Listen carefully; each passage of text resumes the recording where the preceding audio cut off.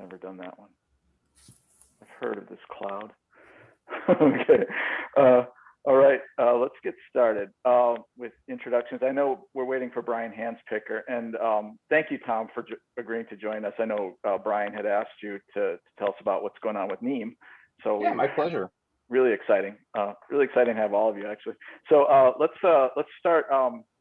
I'll just say your name because I know the participants list is all ordered differently for people, or maybe it's anyway. I'll just say your name, and if you could give a brief introduction of who you are, what you want to gain from this meeting, or there's Brian.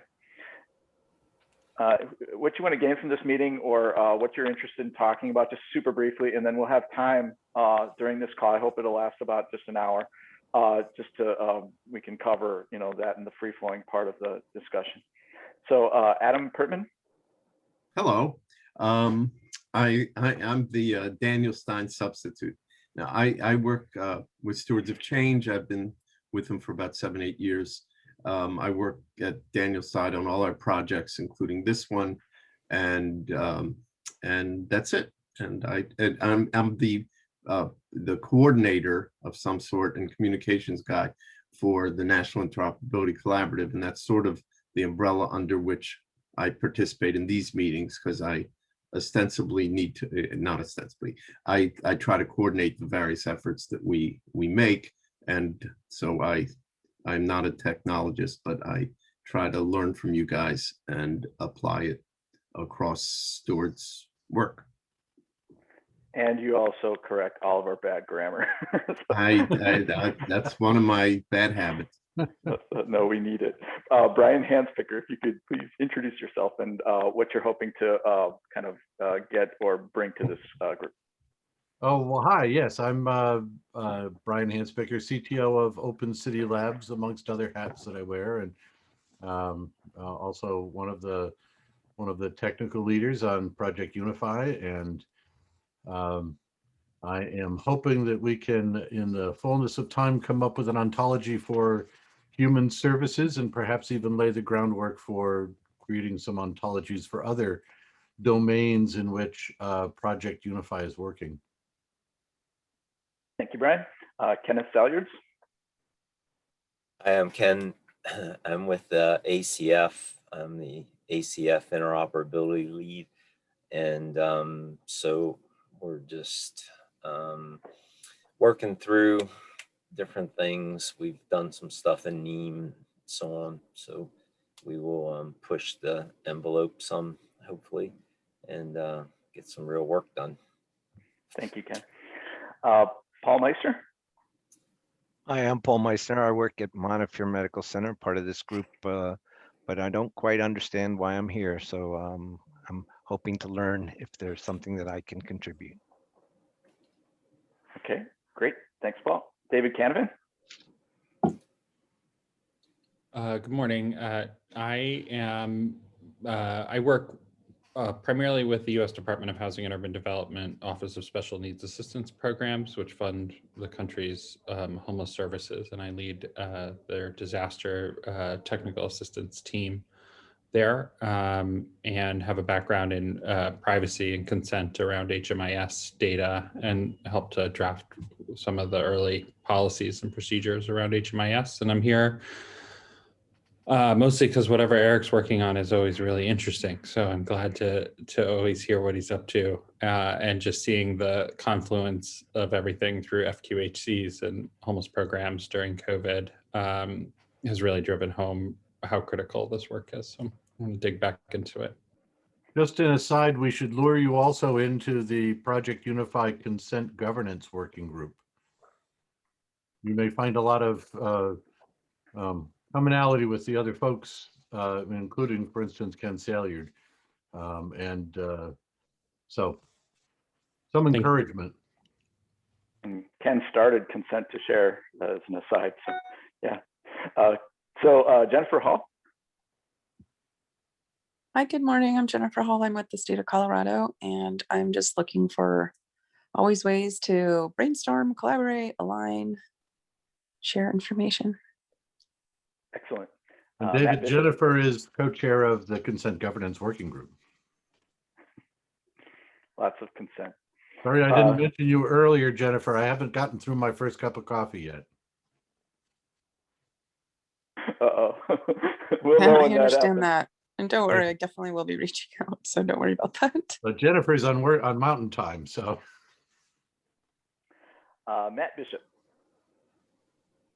Hi, Matt Bishop, CEO of OpenCity Labs, Community Information Exchange, and I have several interests in ontologies and what role this group could play depends on, I don't know, I guess potential collaborations that could come out of it.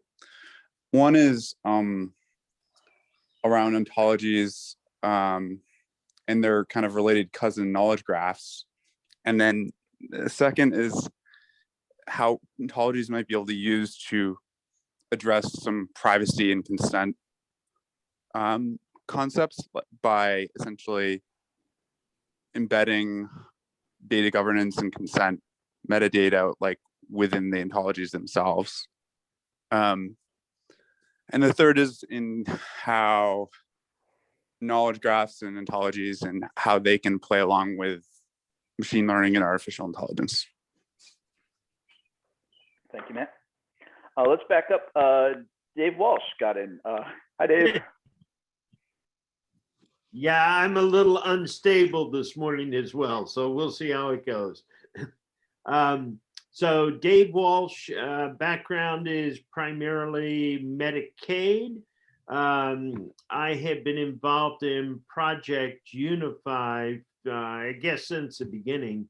I am focused right now on a couple of things. One is the user experience, developing a platform, a framework that allows you to build upon it. So and it is an open source framework.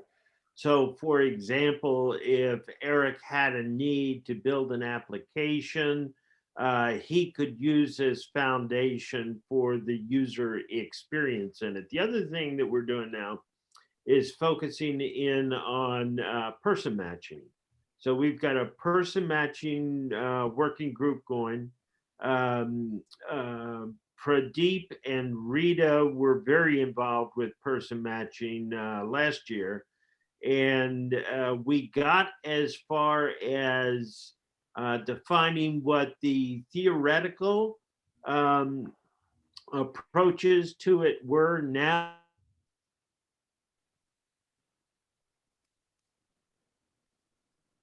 physical proof of concept by mid-July. And we're going to be using that for, working with a company called Sensing. And the approach is really to have some APIs for person matching, and the first technology that we're going to be using for those APIs is Sensing. That's it. Excellent. Thanks, Dave. Sure. Michelle. Good morning. I'm Michelle Zankin. I work with Zen Networks out of DC. I am a nurse, and I've been working in health IT for about 7 or 8 years now. And just over the past, I guess, 2 years, Ken's pulled me into shared governance and consent to share processes. So I'm here to learn. Thanks. Great, and we're happy to learn from you as well. Pradeep. Yeah, good morning, everyone. I'm Pradeep Padilla. I'm a health scientist informatics with the Office of Informatics and Information Resource Management in CDC's National Chronic Center. And it's so good to see many familiar faces, Eric, Dave, Brian, and Rita on this call. And I'm trying to find out how can I contribute to this. Thank you. Rita, sorry. Hi, everyone. As David mentioned, I've been involved with a person matching subgroup, in part because I had previously been involved in a lot of patient matching related work. But I've actually been in health IT for quite a while, a couple decades, in different roles and capacities. And I'm currently involved with a project in DC with the Department of Healthcare Finance that's focused on health and human services and capture and exchange of social determinants data. So anything that relates to health and human services is very relevant to what I do. And so I hope to also understand or trying to explore more about how like different groups like you, including like the Unify folks, think about some of these things, because they're not exactly the same as some of the things that I encounter. But I'm also have been in learning mode for a while based on the things that I'm seeing also. So thank you. Thank you, Rita. Robin? Yep. Hi, my name is Robin Yerk, and I'm a physician with a health services research background. I'm currently in Michigan, but I've lived all over the US. And I've recently, in the last few years, have gotten involved in a few projects in the area of health informatics with the themes of being trust and policy, and then also metadata. So my purpose for exploring if there's a fit with the work groups, there was, I've participated in a few of the webinars for the Salk Institute in Project Unify, and it was just introduced to through email regarding a need to explore work groups. And so right now it's exploratory whether there's, you know, but I'm happy to learn a little bit more. Thanks, Robin, I appreciate it. And Tom Carlson. Hello, I'm Tom Carlson. I'm a NIM guy, essentially. I've been working with NIM for, well, as long as there was one. And currently I am working actually for the Georgia Tech Research Institute, doing a lot of the technical backgroundy stuff with NIM. And Brian invited me to be on the call. So if you have any NIM questions, I can answer them. That's lots of NIM questions, definitely. So let's just start. I'm Eric Yan. I'm really interested in getting the human services and healthcare data dictionaries that are out there put in a web ontology so machines can look it up, so systems can look up those definitions, and then mapping between them so that we have a semantic basis for interoperability. Obviously, there's a lot of consent and access control stuff that has to get layered on top of that. But if you don't have those key pathways built to begin with, you know, it's difficult to do interoperability in the first place. So I'm really interested in getting a way to make that happen. I've been working on it for a while, and I've got some updates from my little neck of the woods. So let's just get started really quickly, just with the general overview and the agenda of this meeting. Let me share my screen real quickly. Let me know if you can't see it in a second here.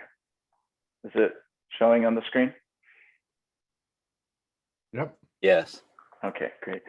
I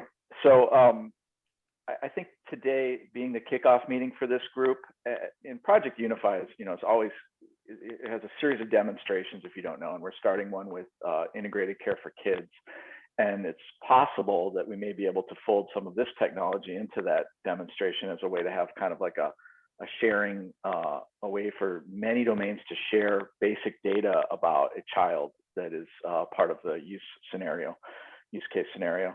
But for today, I was just hoping, you know, talk about, you know, what's new in this world, what's going on that's new. Really quick overview at the beginning of why this is even interesting from a technology standpoint. You know, why is Tim Berners-Lee so excited about this stuff? You know, why is this? Why, you know, we have all these other technologies, why ontologies? And then, you know, if any, I want to have a free-flowing discussion of, you know, what's new, what's on your minds. I just put some things on the possible topics. And so many of you, you know, are each subject matter experts in these areas. And then as far as moving forward, I'm hoping we can do this not super often, not like on a weekly basis or anything like that, but just kind of like a touch base every so often and see where everybody's at, so we can kind of stay abreast of the technologies. As I said, you know, yesterday at the Project Unify meeting, I think it would be pretentious for this group to think that we have any control, you know, or influence over or major influence over how these things shape up, you know, these data dictionaries for these, you know, large federal agencies and such. But it's really important, I think, to know what each of us is working on so that we don't reinvent the wheel or go down a wrong path. So I'm just, I think it's very important to kind of have these kinds of meetings. Just to start off, really generally speaking, I mean, the whole point of this is to have the data dictionaries on the web for machines to be able to read, and software really to be able to read.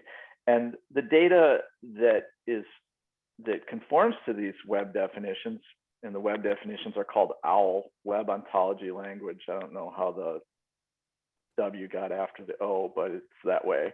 And probably because they liked owls. And so the definitions on the web are called OWL, and the actual data that is self-describing. It's not like comma separated or XML where, you know, well, really comma separated. You need to have it into tables to know what the relationships between the fields are. With RDF, you know, resource description framework, linked data. There's many different types of linked data that we'll be talking about today. It can describe itself, and it refers to those OWL web definitions. So that's it. And you know, it just makes it a lot easier to look up what the definitions are, and the data's got everything it needs in it to know what it's talking about. Because, you know, in this world, I remember talking to a guy, Steve Kennedy. He's working on the power grid for California like a decade ago, and he told me they identified 10 different definitions of the word meter, just in the sense of electric grids. And so, you know, we can imagine that in healthcare and human services, we're going to run into the same problems. I remember there was a guy, David Canavan, you might remember him. David Talbot used to work for what became, well, one of the HMIS systems. He said that he identified 5 different definitions of the word program, and we could probably come up with even more these days. So, you know, just tons of overlapping semantic uses, and these web definitions kind of can keep them separate through namespaces and things like that. So you can even use the same words, and it's fine.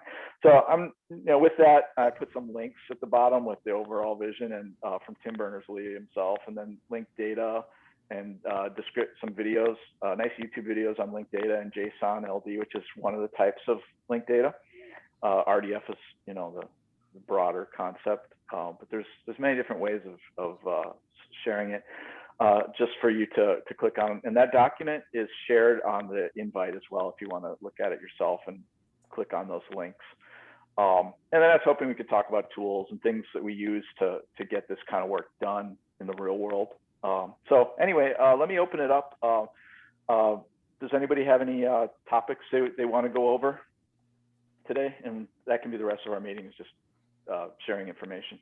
Well, first thing I could share is just from the Wikipedia page. OWL was chosen as an easily pronounced acronym that would yield good logos, suggest wisdom, and honor William A. Martin's One World Language Knowledge Representation Project from the 1970s. Goose Schreiber is quoted as saying, "Why not be inconsistent in at least one aspect of a language, which is all consistent?" Oh God. So there you go. Now you know why it was called OWL instead of wall. That's great. Oh gosh, that reminds me of the definition for GNU, the Free Software Foundation. It's like "new is not Unix" is the definition of it. Anyway, okay. So how about we start off with NIM? I mean, they have some news as of yesterday, Tom, on version 5, and there's a JSON linked data exchange format specification, and then we were also curious about if there are any plans on ontologies and things like that. Yeah, let me just get you up to speed on everything NIM. So we released version 5.0 basically in December at the end of the year, just barely making it under the deadline we were supposed to. So NIM 5 is out. We do have a JSON spec. It's version 5, but that just means it's for NIM version 5. It doesn't mean it's the 5th version of it. It is the 2nd version of it. And and that's really not a big difference from version 4, other than adding some what we call normalization. Our challenge with supporting JSON under NIM is that if you try to replicate everything XML schema does in JSON, you end up with JSON that no JSON developer wants to use, because the reason they use JSON is because they want something lightweight and simple. And if you layer all the XML schema stuff on top, it is no longer JSON type simple. So, you know, that's just gonna scare them away. So we have some things in that JSON spec that process called normalization. And what we're pitching in it is that you can do your plain simple JSON with whatever simple element names you want, or key values you want, instead of element names, whatever key values you want, as long as you have a mapping process that maps that to the equivalent stuff, the equivalent name elements and definitions. And so what we're trying to do, especially with version 5, is find ways to allow JSON folks to do NEAM without, while still keeping the nature of what makes JSON appealing to them, but still having some sort of mapping back to the NEAM definitions. And you know, you don't have to validate against big NEAM stuff all the time. You just have to be able to do it, is sort of the idea. And so there's a lot of text and examples and diagrams for trying to get that point across. Now, the challenge we have, I'll be real blunt. The challenge we have with supporting NEAM in supporting JSON vis-a-vis NEAM is that lots of people come to the NEAM community and say they want JSON, and then when time comes to work on a way of making that work, those people all disappear. And so what we end up doing is having NEAM XML geeks trying to work this stuff out. And we gravitated towards JSON LD because that gets a lot of the stuff we want. And so you end up with this choice of, if you want to do JSON LD, that's great. You're going to be closer to NEAM than if you don't do JSON LD, and you'll be able to do more kind of referential things than just more of a pure hierarchy. But if your needs for your exchange are not that heavyweight, you can do very, very simple JSON and still have it be conformant to NEAM, as long as you can show this mapping. And so that's really the idea with the whole JSON stuff. So there's a JSON spec out there, and I can, when I'm done talking, I'll provide a link to where you can look at the various, well, the JSON specs, the one you're going to care about. You take a look at that and see. It is in its release candidate review period this week. So if you find mistakes, those are things that we would fix. If you have large scale comments, we would love to have those, but they are unlikely to make it in to version 5 because it's a release candidate. We're just not going to be making big changes at this point, but they will. And these things are all on GitHub, so there is a place to leave an issue. And so if you do have suggestions, even large scale suggestions, you can put them there as issues, and they will stay there and they will be revisited for the next version, for version 6, or actually maybe even version 5.1. We've got NEAM 5.1 in the works. So we do have opportunities to do 5.1 releases of specs if need be. Typically don't. Typically the specs change when there's a major NEAM change, version change. So that's the JSON LD side. The other thing that you're probably even more interested in is the meta model. And so what we're doing with NEAM with meta model is we realize that there are problems with essentially combining your definition of your model with the mechanism for validating instances in an exchange. So defining NEAM as XML schema is problematic, because what you end up doing is embedding modeling concepts into XML schema. And that doesn't always work well. That limits you to just what XML schema can do.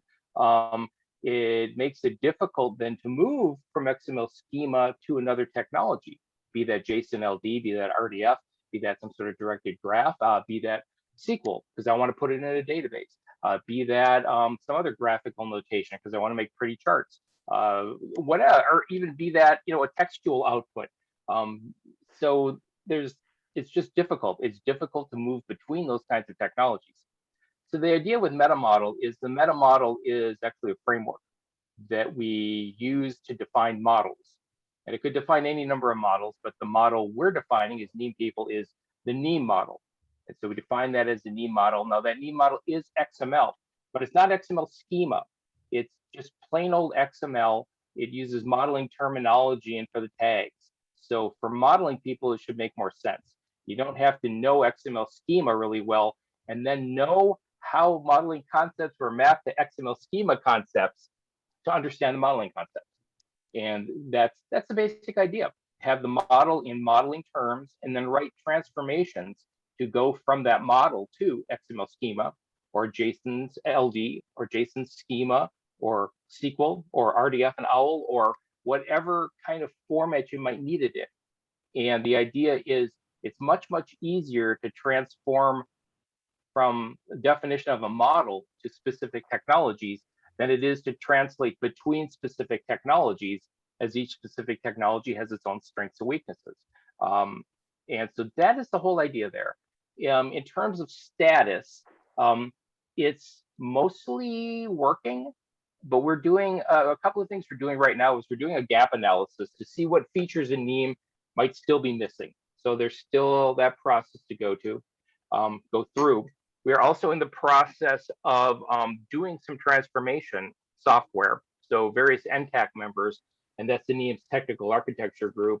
One of them is doing translations between the model and BOUML, and I forget what BOUML stands for, but hang on. My notes will tell me. I have voluminous notes on everything. And Unified Modeling Language Diagram Designer. Oh, is it Unified? Okay, anyway, it's a business object UML thing. And so he's doing those kind of translations. Another member is doing translations between the model and XML schema, trying to round trip things to make sure everything works as it should, and to be able to take existing NIM work and basically translate that into the model format. And so that work is coming along. The third thing we're doing is trying to provide additional documentation to explain what it is and what it's about and why we think it's a good idea and what the impacts of it are. Because a lot of NIM people tend to be real techie geeky folks, but really, really good at defining stuff. We're not as good at explaining stuff.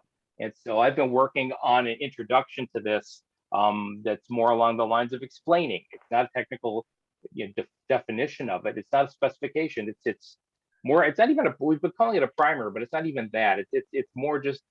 It's an introduction to the NIM data model and what this is all about and where normal people need to be concerned and what it's going to buy them. Now that is being reviewed right now, so it's not available to people. But once it is available, then I'll be happy to let you all know that you can take a look at it and get you up to speed on what we're doing vis-a-vis MetaModel.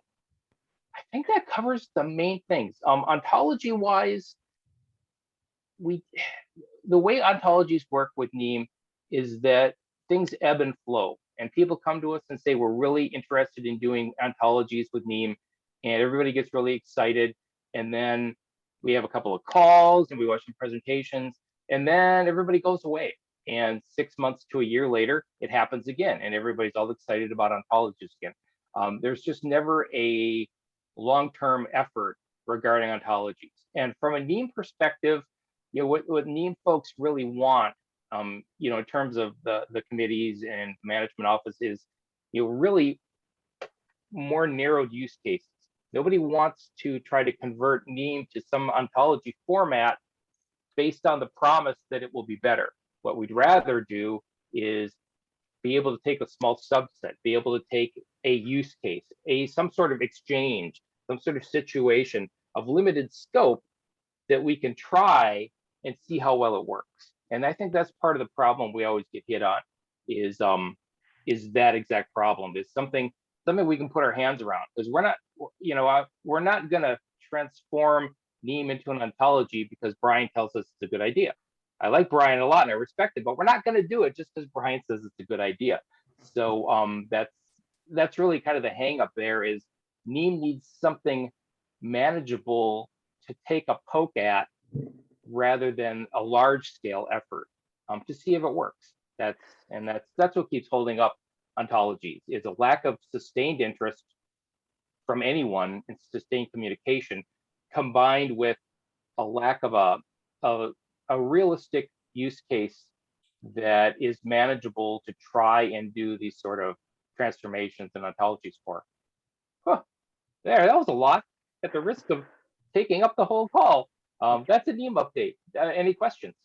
Oh, thank you, Tom. I mean, that really resonates. It seems like people and organizations kind of back into ontologies over time. Like, for example, Fire, they started with an API where it had a whole model before that, the RIM and everything.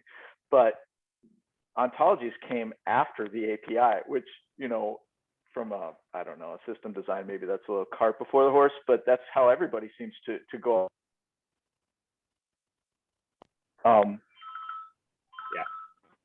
So that resonates with me, and that also seems similar to like what HUD is dealing with, where they're playing around with an ontology right now, and then seeing, where can we go with it? How can it be used to generate things that we're manually, trying to ensure are similar? So yeah, Tom, that seems to be par for the course, everything you said, and obviously there's benefits from all this, having it on the web and machine readable, so we can have, the definitions on tap, and maybe the meta model that you have can do that already. So that's, I'd be curious, is there plans to somehow get the meta model in I don't know, some sort of online referenceable way that would be similar to OWL? Hey, Eric, before Tommy responds, Matt is in the waiting room. Oh, shoot. There we go. Got him. Yeah, definitely. One of my roles in the NEAM community in general has been as a tool developer to do exploration and search tools for NEAM. Because I've never been, while I'm working for Georgia Tech right now, I've never been happy with their tools in the role of search and discovery. And so I always wrote my own, and actually I got my foot in a lot of doors, and probably why I have this current project now. So, as the meta model continues, the idea is that ends up underlying all the tools. And that's another benefit of having this basically a platform independent model of NEAM is, right now, for example, there's XML schema NEAM and there's JSON NEAM.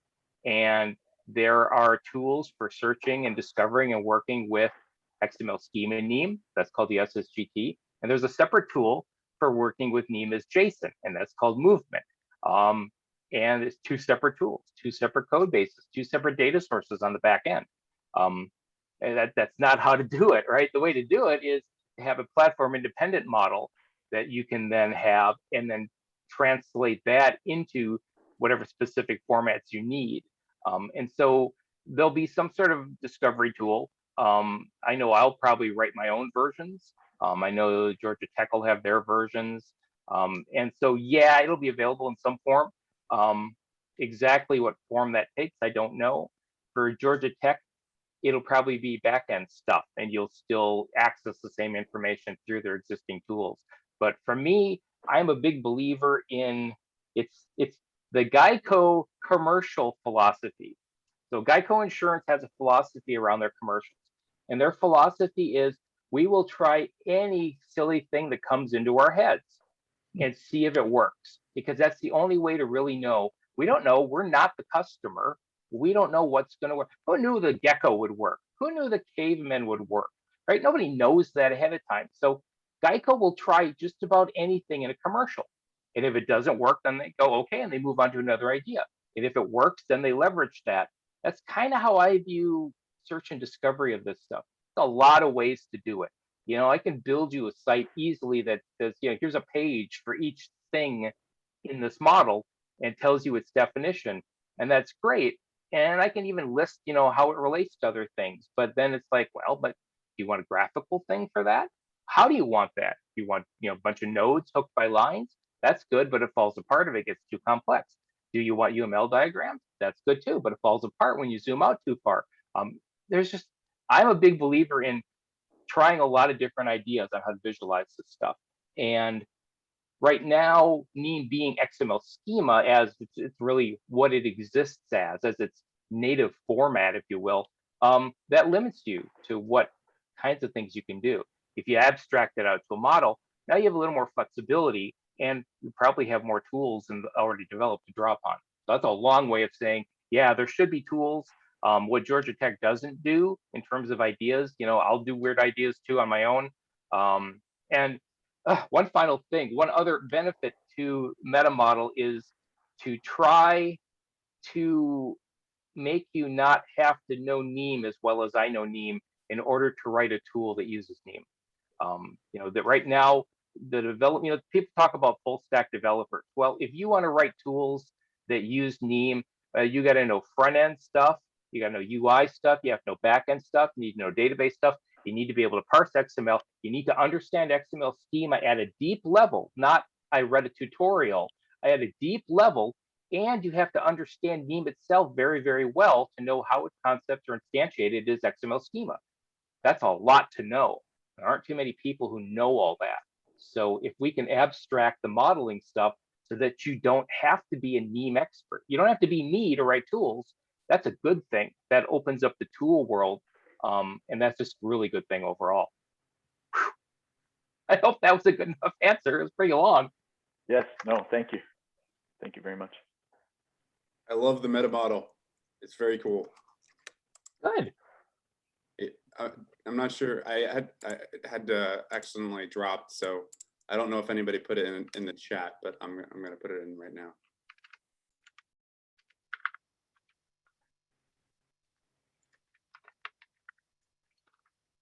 Oh yeah, great. Great. Okay. So let's open up the floor. Who else has topics that are outside of what we've been discussing or any other larger things?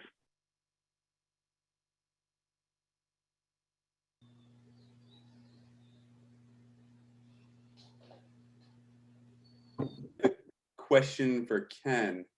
One of my things that it's always baffled me is to when for example government agencies put out requests for proposals, or they're trying to procure something, why isn't there more kind of inserting requirements that you must embrace this open standard, this ontology is our vocabulary, so to speak? So typically the government doesn't want to dictate things. So there's the notion of the private sector is going to come up with all the great, wonderful things necessary for us to be successful, which rarely happens, by the way. But, even government officials don't understand the innovation that goes on within government, and consequently can't take advantage of it. In my sort of lifetime in IT and HIT and so on, now human services, complexity is the death of a project. Okay, so the more complex something is, the less it'll be used, and the less it'll be used means that the opportunity for it to become widespread is extremely limited. So when you ask about why things aren't specific, it is because the government typically looks for the companies out there that are doing consulting work, et cetera, to come up with solutions for problems that the government proposes. When you see the new FOA for the grants, you'll see that that's changed somewhat. Ken, that's how I don't represent HUD. I do technical assistance for them on things like this, but I don't represent them in any way. But that's the same thing we see in their world. They keep the specifications very simple, almost painfully simple. And then they expect the vendors to sort out things like, well, they go less far than even the health people, because they don't even specify an API, and they let the vendors do that. So now we have 10 different homelessness APIs depending on which vendor you choose. And so that you're right. I mean, and similarly, they're also trying to play around with filling in some of those gaps and seeing how it goes. Maybe it's a little bit of Tom's kind of Geico approach and seeing if it improves interoperability. And they're definitely at that phase. So it's just really interesting seeing how the same thing is kind of occurring in similar fashions amongst NIM, healthcare, fire, HUD, other, education. Brian can tell us about his latest findings in that area. We heard some of them yesterday, but yeah, it's interesting. And then this is definitely a world topic. We're also discussing now too, because it obviously Project Unify is very US centric, but most of the things we're talking about here, especially like fire, they're world standards, and then there's no need for it all just to be contained within our administrative walls. Yeah, the great thing about fire is the fact that you can build on top of it, right? You don't have to go through a bunch of machinations to get it from the spec to a point where you can actually do something with it, right? So, versus something like CDA, V2, V3, and so on and so forth, right? Those were really just exchange mechanisms. They really weren't a coherent approach to how do I build a system on top of a standard, which is really what fire is in my mind. And on that note, I'm in the process of building a human services work group within fire, and then we will begin populating that with content once it's set up and running. Very exciting. Yeah, I think so. With that, and fire is not by any stretch of the imagination simple, but it's much simpler than a lot of other capabilities for data that are out there in the world. So there's that as well. and is that going to be in the context of the Gravity Project, the human service, or is that No, group? it's going to be a human services work group. Okay. Gravity Project's actually an accelerator project, right? Got it. So different sort of connotations within the fire world, in the HL7 world, I should say. What is could you clarify that, Kenneth, what the difference between the accelerator and a work group is? I've never understood that and might help others. Yeah, well, an accelerator is kind of like an independent little entity within the fire world. And so when you're building stuff and doing stuff, the sort of process of doing that is more freewheeling than when you're in a work group, and it goes through several rounds of evaluation and stuff before it becomes candidate standard and so on. And to do that through work groups is different than doing it basically through an accelerator. Just to the structure of how it's done and how quickly it can be done and things of that nature. So got it. Thank you. And the accelerators might be more geographically focused as well. Is that correct, Ken? So one could think of this as being the U.S. Human Services Accelerator versus an international. Yeah, it could be. I mean, with a work group, if it passes, when you submit for evaluation and review and so on, right, that the international community can participate in that. An accelerator project, people, from international could participate, but it doesn't have the same sort of gravity, if you will, you know, actually going through the whole standards process, right? Excellent. Guys, I can give you a quick update on HUD, HMIS. So they have an XML schema. They're like NIM. You know, they have a big XML schema, not as complex as NIM. It's because it's not like an XML schema trying to be a model. It's more of just like a validation document for a message, for a transport format. That's all it is. It's equivalent to their comma separated value format. And they have a logical model, which is just like a conceptual model. It's really just a diagram. It has no like machine readable artifacts or anything like that. So anyway, they have that, yeah, the comma separated, and then every few years they make a new version of the standard. So they're coming out with 2022 soon. And there's a comma separated, and we sync that up with manually with the XML. And developers like the XML because they can just create the new database, you know, automatically and get all the fields populated.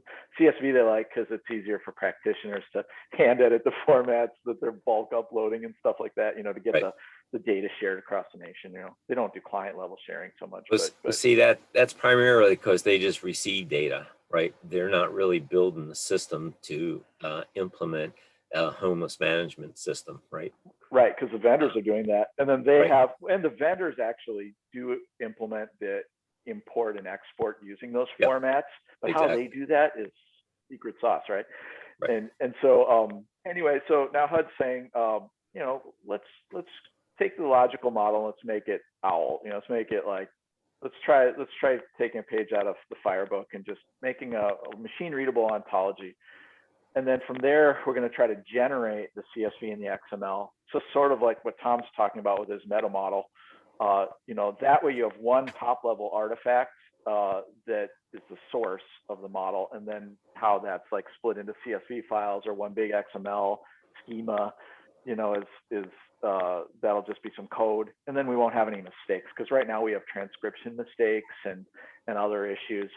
And so we're just hoping to simplify, but then what that gains us is, well, now we have it all in an ontology. Well, if Ken's Human Services group wants to reference something in HMIS, boom, you have a URL.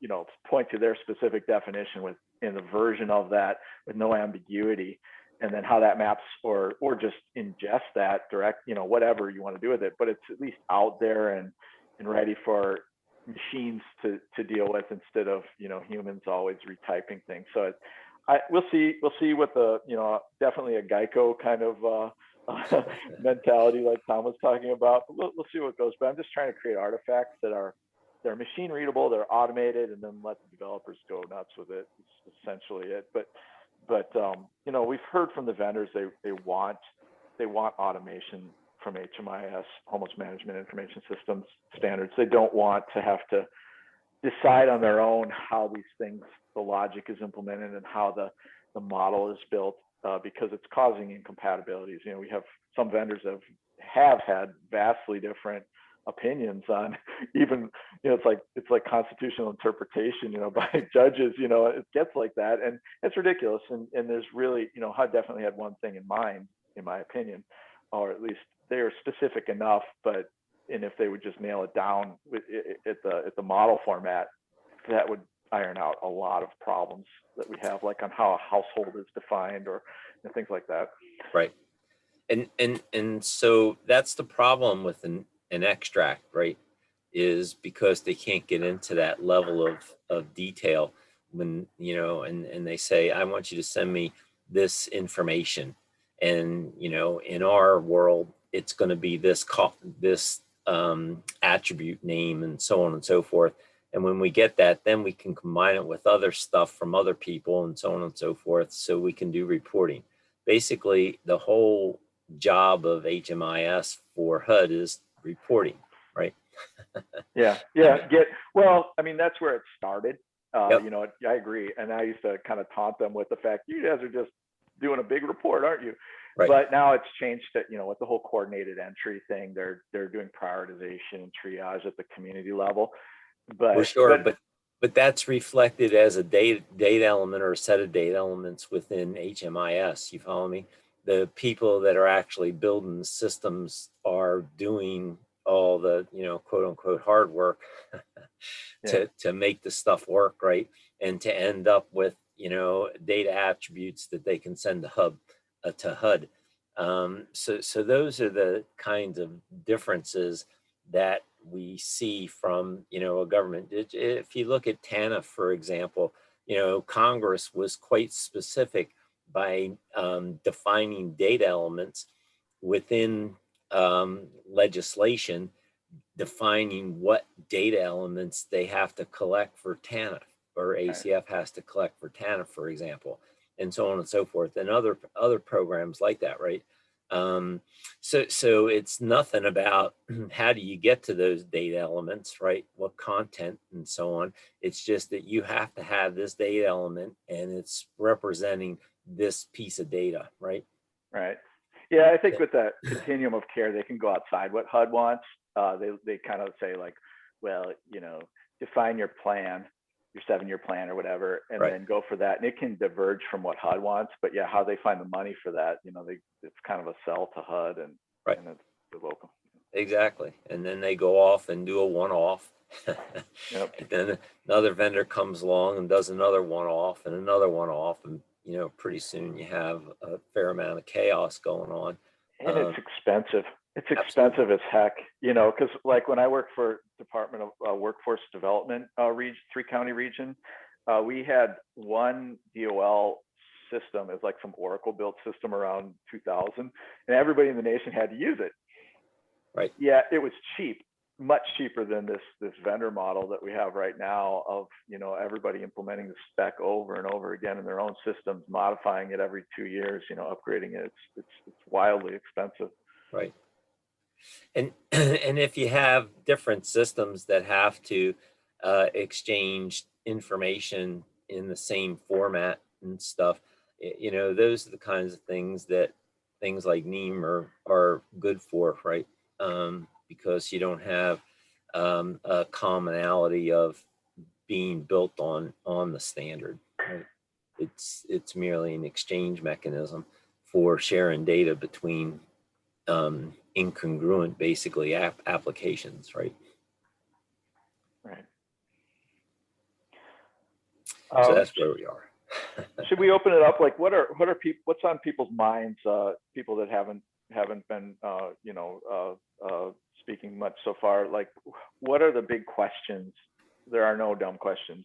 Like, how do you get started on this? Like, how do these things fit together? Or what's the need for this when you have this, that sort of thing, or just any topics anybody has in mind?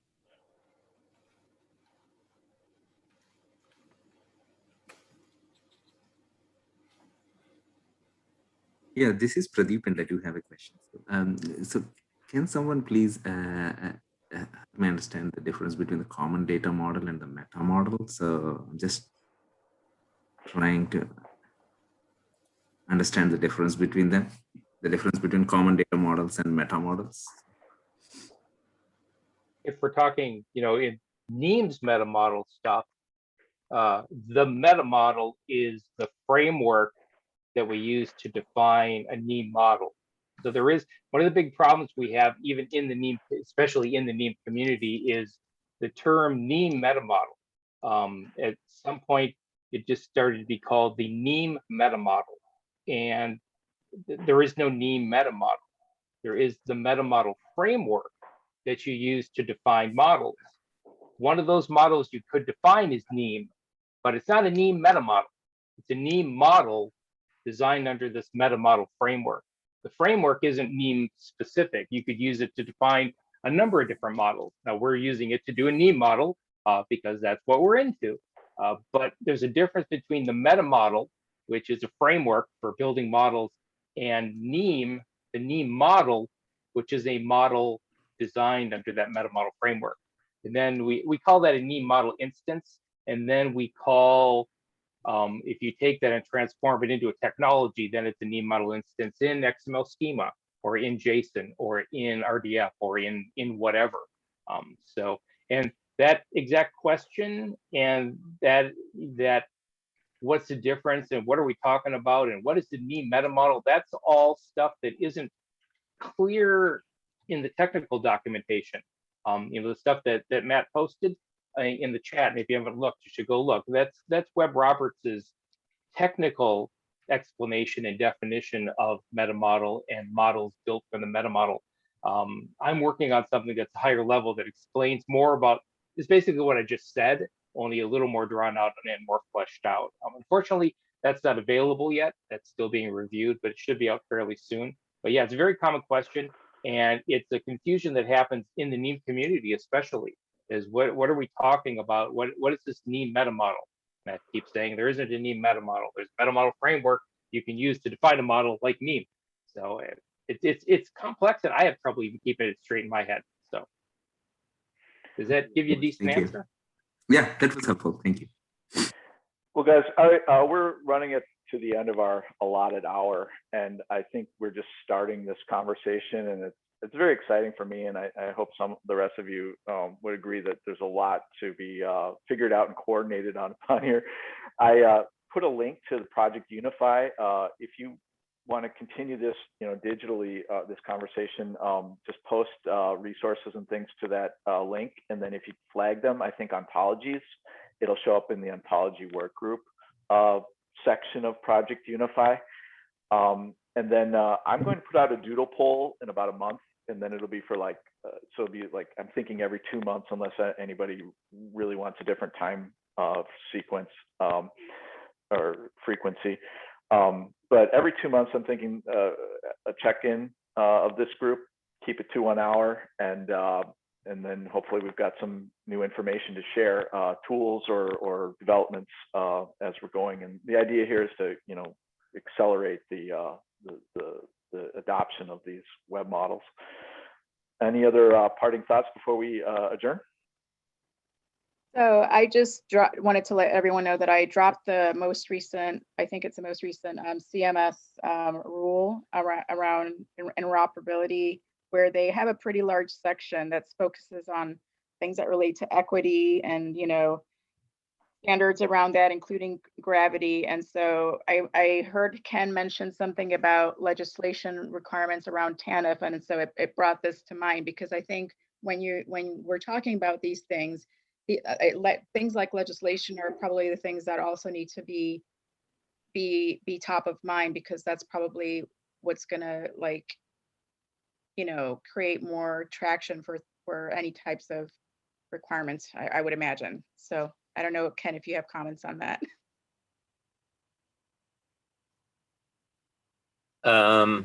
Well, I don't have any comments at the moment, but it's a fairly complex sea of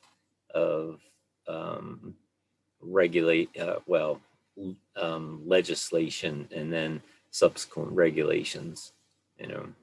Sometimes the legislation is plain enough. Other times legislation forces agencies to write regulations on how to implement their harebrained schemes and stuff. So that's the way it goes. Rita, the executive order that's referenced here on advancing racial equity and supporting underserved communities, I remember reading that one when it came out, and this might be towards what you're talking about. There was like a equity data task force, and it was cross agency, and one of the ideas behind it was not all government forms or data represents race and ethnicity data the same way. And so how can we even measure discrimination or inequities if we're not even defining? Well, if you look at the way government views that particular area, for example, they have what they call administrative information, right? So, like for sex, right, is male, female, other, and those are the three basic, components of administrative sex, for example. So, and the administrative race is a little more fleshed out, but still, it has trouble keeping track of, you know, what people view their race as, for example, versus what the government views their race as. So, so there's always going to be discrepancies because the government wants to make things simple for themselves, right? And if I have to collect a bunch of data, you know, just to define what the race of an individual is, that seems a little more work than we wanted to deal with, right? And you know, all this stuff really flows from Congress, right? I mean, at some point in time, a presidential in the directive, it, you know, can be overturned by the next president, right? And so on and so forth. So it's a short-term potentially thing, whereas legislation lives on until it's changed, right? Which, you know, if you think about Congress and how difficult it is to get things passed through Congress, especially these days, right? It could stay that way for ad infinitum, right? But you know, it's a different world when you're legislating versus when you're regulating. Okay, so I think we've reached our time. Thanks, everyone. Thank you, Ken, for really helping us out with fire, Matt, everyone. Tom, thanks for joining us on such short notice. I really appreciate it. Look for an invite in about a month from Amanda from Project Unify, and it'll be scheduling one out for a month into the future. So 2 months from now, we should have our next one. Hoping we can get more West Coast people by having it later in the day. This is just how the doodle polls shook out and democracy prevailed, but I'm hoping we can do it later next time. Guys, thanks all. Really appreciate your time. Thanks, everybody. Bye-bye. Bye, everyone. Thank you. Bye. Bye.